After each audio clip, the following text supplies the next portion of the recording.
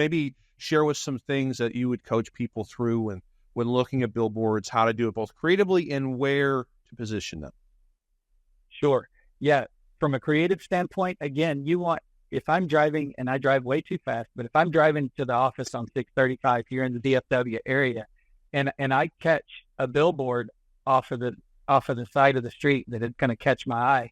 So there's going to be an image, there's going to be large lettering that is going to get across some sort of message to me that is going to grab my attention.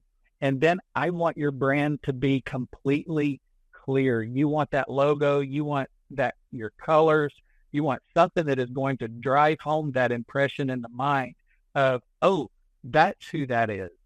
So that you want to pull them in, and clear, easy to remember website, maybe a phone number, but think about it.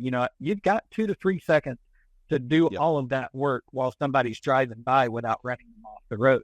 So having that very, very clear and very quick impact and impression is what you want to. And don't try to make a billboard what it's not. It's not a direct call to action. Exactly. Pay-per-click at bottom of the funnel. It's hey, this is who we are. Get to know us before you need us. And so make that impact and look for the most effective, where is going to have the most impact, where it's in your service area, in that defined area like we were talking about. Also take a look and see, are your competitors, do they own all the billboards? So will you just make more noise?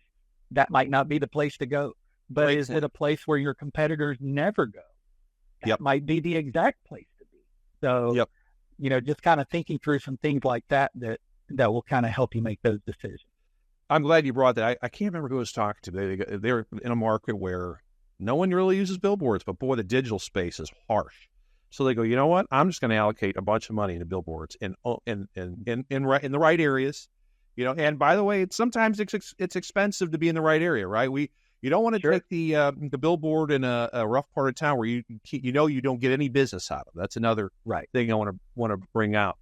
And the last thing I want to say with these traditional medias like the direct mail or the billboards, again, we said it earlier, it makes everything more effective.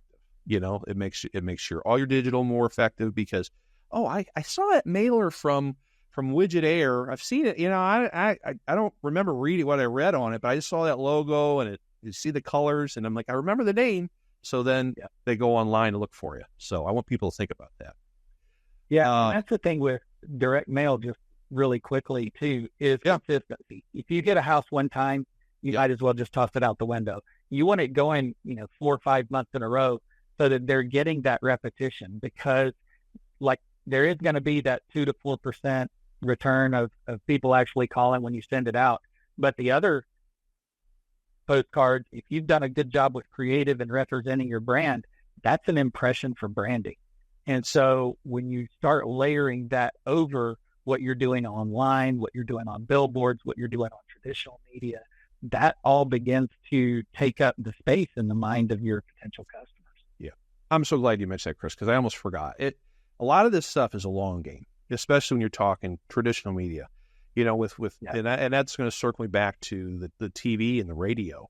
There's a reason why it's expensive. It's expensive to create, sure, but to do it well, it's expensive because you really need to be on there for a certain length of time, right? To let it fester in people's minds. So what's a good rule of thumb? How do you coach people? How long should they give a TV channel or a message before they go, okay, this isn't working? Yeah. For television and radio, it's typically going to be at least 7 to 9 months, I would say, is going to be your time horizon there.